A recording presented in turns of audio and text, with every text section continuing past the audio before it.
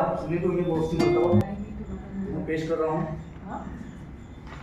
हजारों ख्वाहिशें ऐसी कि हर ख्वाहिश पे दम निकले, हजारों ख्वाहिशें ऐसी कि हर ख्वाहिश पे दम निकले। बहुत निकले मेरे अरमां मगर फिर भी कम निकले, हजारों ख्वाहिशें ऐसी कि हर ख्वाहिश पे दम निकले। और इस्लाम धर्म में बताया गया कि खुल्द कहते जन्नत को, स्वर्ग को, और वहाँ से आदम अलैहिस्सलाम को खुदा ने भेज दिया था जमीन के ऊपर, महामानव। हाँ, महामानव जो आदम बनता है तो उनको भेज दिया था। तो शायर ने वो कंसेप्ट को यूज किया शेर के अंदर, निकलना खुल्द से आदम का सुनते आए थे, लेकिन निकलना खुल्द से आदम का सुनते आए थे, लेकिन बहुत बेआबरू होकर तेरे कूचे से हम निकले।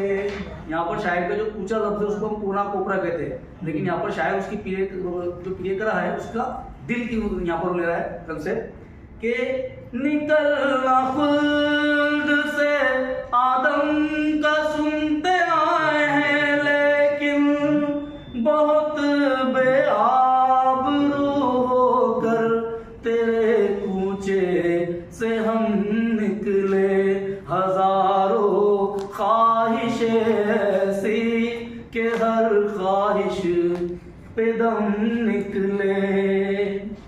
और शायर ये कह रहा है कि अगर मेरा जो प्रतिस्पर्धी है या जो दोस्त है या महबूब है, तो अगर उसको किसको खत लिखाना है तो भी काम मुझसे लो।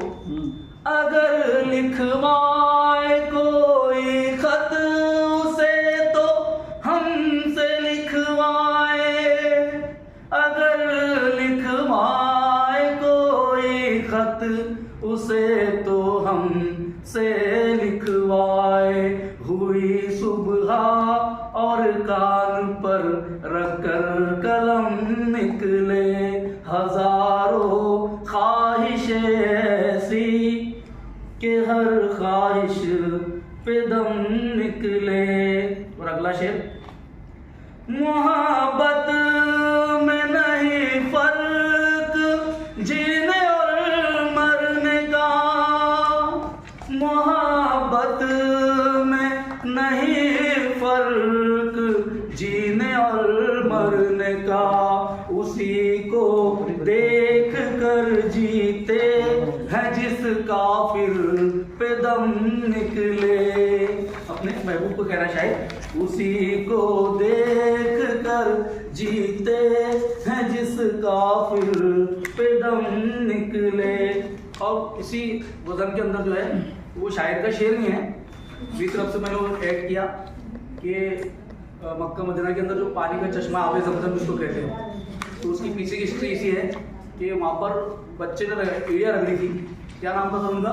इस्माइल अलैहिस्सलाम, जो हमारे नबियों में से है। और उनके एड़ियों के रगड़ने से वो चश्मा उबला था, आबे ज़मज़म का जो पानी है, पवित्र पानी जो मक्का से लाते हैं लोग, हाजी लोग। तो ये गालिब का शेर नहीं है, मैंने उसके अंदर मेरी तरफ से ऐड किया, तो हो गया वो।